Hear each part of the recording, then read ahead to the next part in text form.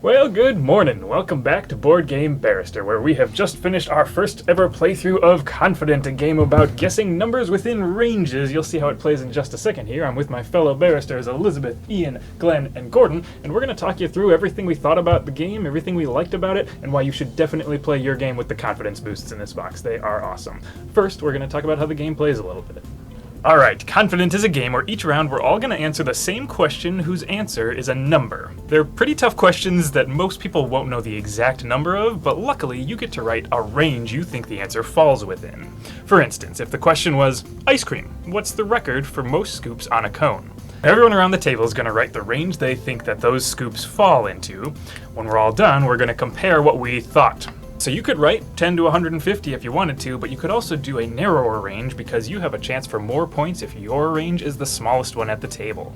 We're going to play until one player gets to 15 points and they win it, and we're also introducing the Confidence Boost special rules where we get one time each of a copy of another player, we can swap two other players' answers, or we can double our own.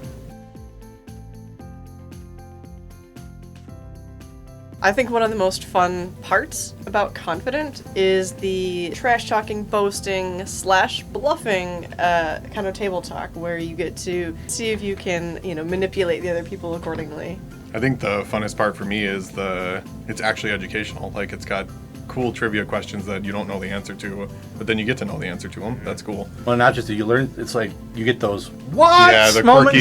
quirky fact, rowing across the Atlantic in 30 days. What? Yeah. Yeah, the actual questions in this one are like super fun. They all feel really fresh and relevant. It's a bunch of either pop culture, modern day stuff, or just crazy questions about records held by people throughout time. And to Ian's point, the reveal is really fun. I mean, almost every time when we get that answer, it's this feeling of jubilation or the agony of just missing out. Whoa! Yeesh. What? 30 days. Just 30 squeaked days. it in. What's... Wow. Oh. What was Columbus's problem? Yeah, what the heck? When someone swapped me and Elizabeth so she didn't win the game and got me back into the game, that was nice. 8. No! That's I ridiculous. swapped Glenn and Elizabeth. Don't erase. Oh, you What? swapped us, so you got 0 from me. No! That's how you Swapped save the Gordon game and right Ian. there, I baby. got it! That's how you save the game right For what there. it's worth. So what you're saying is stop talking so much confidence smack and people will stop taking my point. That was kind of funny because I was so confident in that answer and everyone knew it. and they just snatched it out from under my feet. That was hilarious. Yes. I liked the first 3 turns. I have a 1 year, 6 months range. Because it's All right, 1, Andy gets 2, it. and 3. Oh, you said 40. Okay, you said 56. Yeah, you're right in there. Oh, darn it. Okay. Give me a quick game. Andy knows his Apparently I know ranges. numbers. Just gonna copy. Let's go. What? Put me in! Andy again! Oh my! I had 9 of my 15 points by the end of the first 3 turns, and I think over the course of the next 7 turns I scored 1 point. And I did not win the game. That's what I said, and when you were that far ahead, is it has that really good comeback potential. That's That's I called it right away. I'm like, this is easily going to be one of those ones where you can just flip-flop and change it up depending on the questions, and that turned out to be perfectly true. So, but I do like the confidence boosts on the bottom of the card, using them tactically to swap people or to copy somebody. I copied Elizabeth on her double score and got a free 3 points because I had no clue on an answer, and I think that's really neat. It's a collection of favorite moments, and it's actually not part of the game per se, but the game brings out just a lot of really fun table talk. I've played it twice now, and that happened both times, and if you look at the full playthrough, you'll see that here, but it's really a great vehicle for having just a lot of silly moments with your friends. When did Twitter get invented? I know exactly when. Elon Musk just bought Twitter, No, so he he could backed carry out. the 1.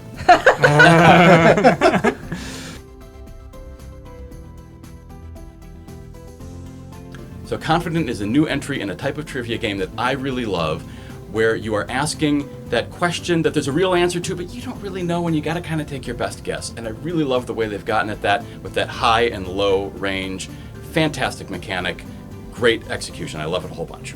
There's this beautiful, I'm sure they intended it but didn't have to do much to force it upon you as players, element of the game where you have to ask yourself every time, how greedy do I want to be? Because you can always play pretty safe and write like a big range, but I don't know about you guys, but every single time I got greedy. Yeah. And I tried to make it as small a range as I could and still be within, and I paid for it, but I really liked that it just had me questioning that with so little mechanically needing to be in place to make me do it. This game actually does give you the ability to, as Ian calls it, play the board, because you can look to see who's ahead and then use that to help you decide whether you should strategize to try and be greedy or whether you should play it safe because you're doing fine on the board.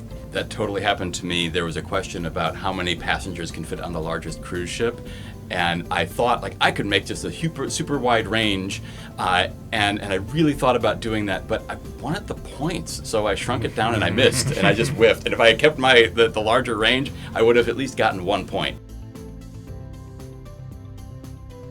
Your confidence level / fear of memorizing numbers on cards, it's going to vary person by person. And I think that you have a pretty good chance of replaying this and being totally fine. There's a ton of cards here. I'm never going to remember the exact number that fit on the largest cruise ship. Well, then there are two elements to that. One is that because this is a game about ranges, you would have to remember exactly to the digit the answer for that to be super relevant. You're probably just going to remember the gist of it, and that plays right into the range element. And moreover, if other people have played and they remember the gist of it now, the narrowing and the scoring more points for the narrowing really helps defeat that memorization element. And there's one other thing to say, and that is that with all of the cards that are here, if you played through this enough that you have remembered enough of those that it doesn't make sense to play anymore, holy cats, did you get your value out of this game, right? You've played it a lot, you had a great time with it, screaming good deal. It took us about 30 minutes to play through our round, and it was a really close game, so it wasn't like somebody swept and took away with it and it was played fast. So because of the simultaneous gameplay, you can go up to a large group and still have that same timing, because all of the scoring and all of the writing and all of the thinking is done at the same time. I think it'll play relatively quickly in about 30 to 45 minutes. The box says you could play up to 30 players. I'd probably put that at up to 18 players really happily. A 3-player team with the 6 boards feels like it would be really good talk between the team without being 5 people trying to pile in on the answer. But the game also interestingly goes all the way down to 2 players, where it's just a 2-player face-off trying to guess a narrower range than that one other person, and I think would work really well at 2, so it's pretty sweet. So Confident is a game for people who want to be social. If you want to sit around playing a game, answering some oddball questions, and having a good time with your friends, that's where Confident shines. It's one of those games you can bring to any party of any size, not knowing who is there, and it's going to play excellent.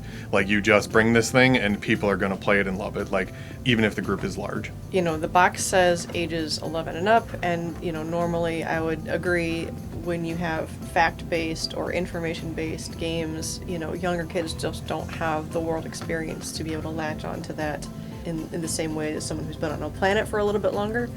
However, you can do a team game, and, you know, they can participate, and that would be fine. I don't think there's anything, like, risque in this game.